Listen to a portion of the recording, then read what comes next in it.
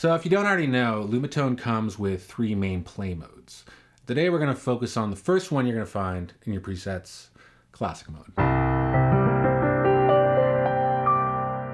Now this is a great place to start for anyone laying their hands on the Lumatone for the first time. Not only is it going to be familiar to anybody who's already familiar with the standard keyboard layout, it's also the layout that's used in most microtonal mappings. But microtonality is really just one aspect of this instrument. So today we're going to focus on Classic Mode just in its standard 12-tone tuning. And here we are. You will find the Classic Mode mapping right here in your first preset. This layout is traditionally known as the Bosanquet-Wilson layout. And all these white keys you see here are the naturals. And the blue keys here are the sharps.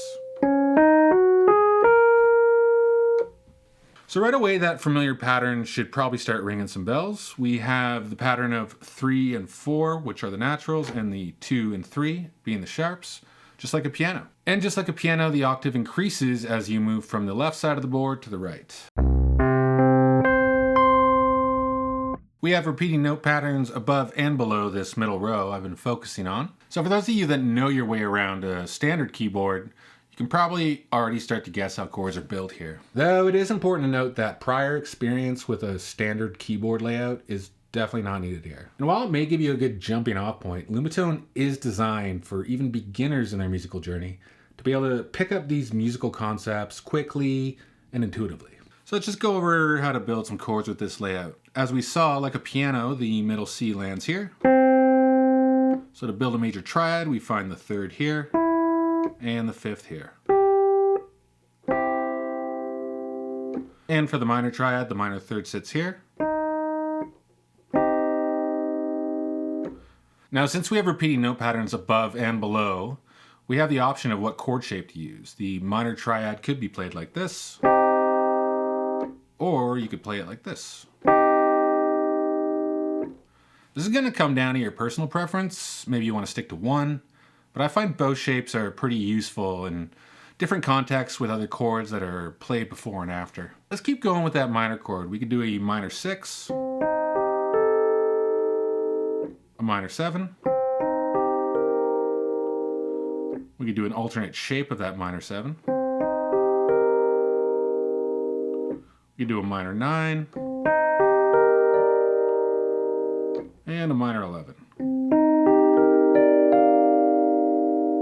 So those repeating note patterns there don't just allow for alternate and more efficient ways to play chords. It also allows for what is called isomorphism, which you may not be familiar with, so let's talk about it. It's a mathematical term that can be applied to different disciplines. But in regards to music, it means any given musical pattern, like a chord or a scale, is going to have the same basic appearance or shape regardless of what pitch it starts on, which gives way to what we like to call universal chord shapes. So in practice, we can take that minor triad, and we can use this same shape anywhere else on the board to play another minor triad. No matter how big and extended that chord gets, the same rule applies. We can do that minor 11.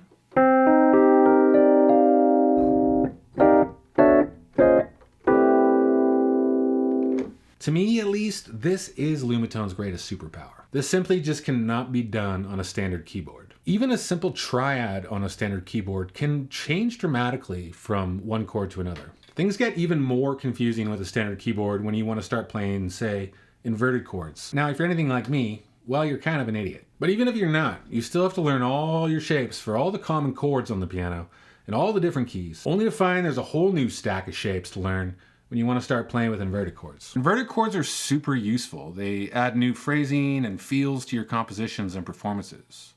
I know folks who find them somewhat daunting to start implementing into their playing, but with Lumatone, they're just as easy as your common run-of-the-mill grandma's 7th chord. So let's look at that major 7 chord. To play a first inversion of that chord, we take the root here and we move it up 1 octave.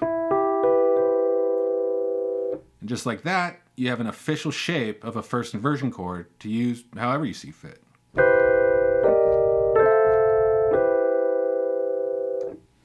We could keep going for a second inversion shape. Just take that 3rd, move it up 1 octave. That'd be a second inversion shape. Move that 5th 1 more octave up. You got a 3rd inversion shape. So now it's as simple as learning a few shapes of chord types that you may have found a bit intimidating on the piano and just throwing them around to your liking.